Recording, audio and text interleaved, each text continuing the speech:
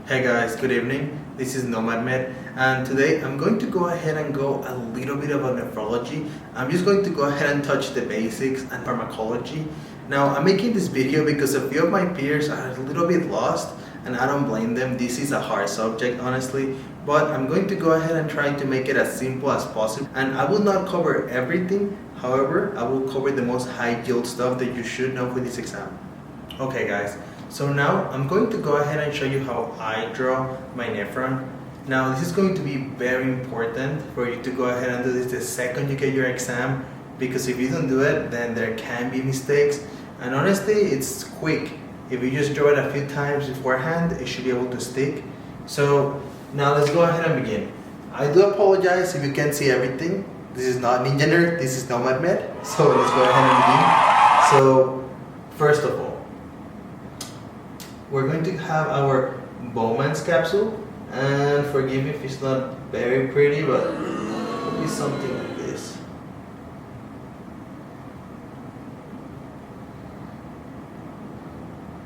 Here is our proximal convoluted tubule. Now we're going to go ahead and descend. Can you guys guess what's the name? Okay, this is going to be the descending loop of Henle.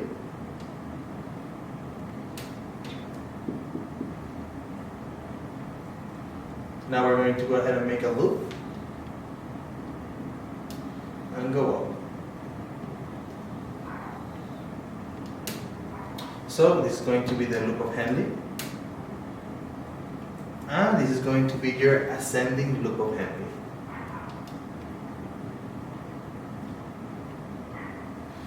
Now we're going to go ahead and keep moving.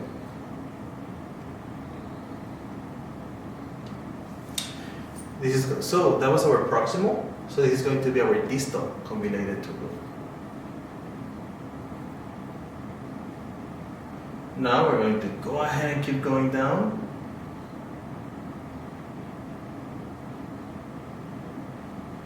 And this is going to be our collecting duct.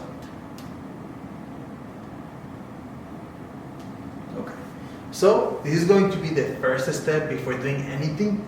Please go ahead and draw this. This is going to save you a headache on the exam. Now, I'm also going to go ahead and put something here to help you a little bit more. So right here,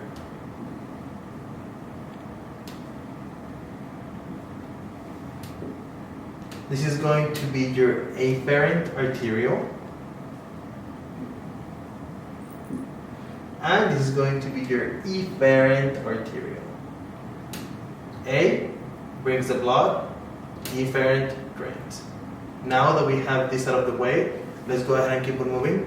Now for the next point that you should know is where are your transportation going to occur. So what do I mean by that? Where are these channels at? So here around the ascending loop of Henle, I'm just going to put a star, even though maybe it's a little too objective, but let's go ahead and put sodium, potassium, chloride channels, and I'll just go ahead and put Pharm.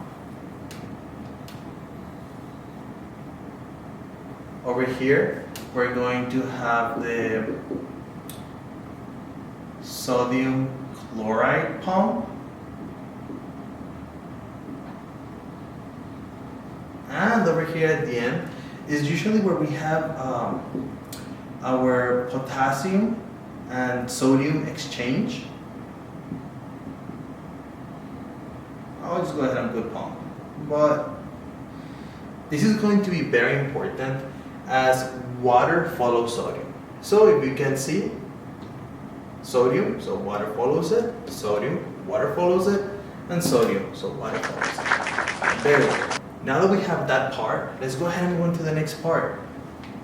So the reason why I keep saying that this is so important is because on the exam, if we have any questions in which they try to confuse you, for example, you have this structure already memorized, but let's go ahead and say that they flip this and they put it up here. Some people are going to freak out. Or let's say they take this and they start down here. Some people are going to freak out. So the best way, or at least what I have found, to go ahead and always know what's going on is look for two things. These two things are always my loop of Henle and my Bowman's capsule right here. And I may be spelling this wrong, but if you can find these two things, you can guide yourself the rest of the way. Now, I say this because I've seen several questions in which they flip this, and a lot of my friends honestly lose it. So this way, these two things are going to be your guides. Very well. Now let's go ahead and keep on moving. So the next part that is going to be very important right here is going to be your pharmacology. And honestly, there's quite a few medications, or quite too many medications. However, I'm going to go ahead and just hit the main medications, and you guys can go ahead and add the rest. So let's go ahead and begin. So loop of Henle, very self-explanatory. What do you guys think is the name of those medications? It's going to be loop diuretics.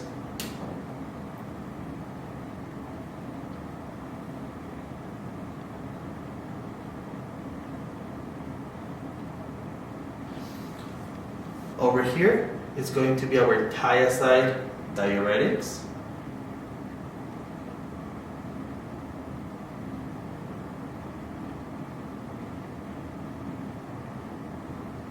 And if you may have guessed, since the special thing about this is the potassium, what do you think is going to be the name? Potassium sparing diuretics.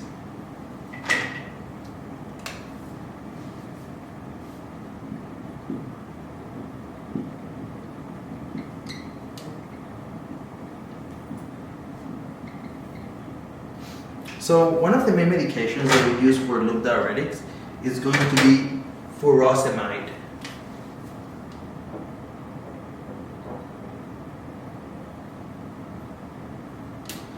Now, pretty much what this is going to do is that it's going to, in simple terms, make you pee more. It's going to act on this pump, and you're going to go ahead and pee more sodium as you're going to retain it, and you're going to water follow sodium, so you're also be excreting more water. Now, for the next part, on our thiazide diuretics, we had hydrochlorothiazide.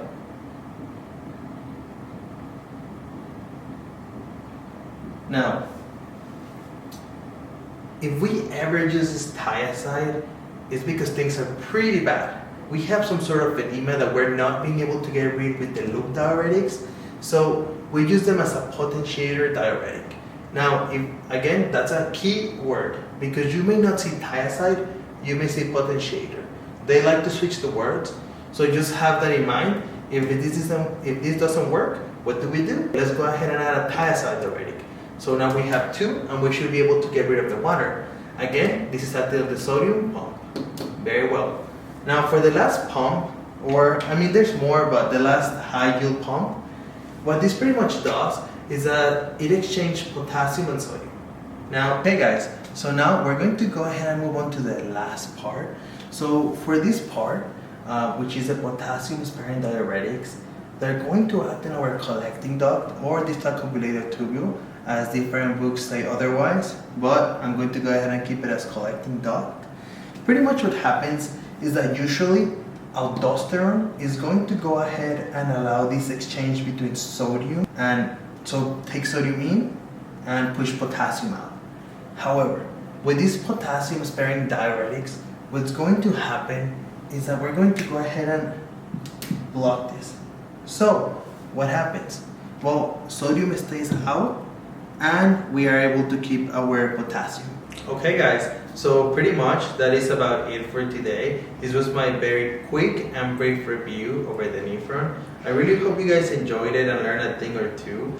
Again, please go ahead and draw this the second you get your test. It's going to make things so much more smooth. If you draw it, there's no way they can confuse you with any of the questions. But please do go ahead and review your pharmacology, because I did not cover everything here. Thank you so much, and I hope you have a good rest of your night.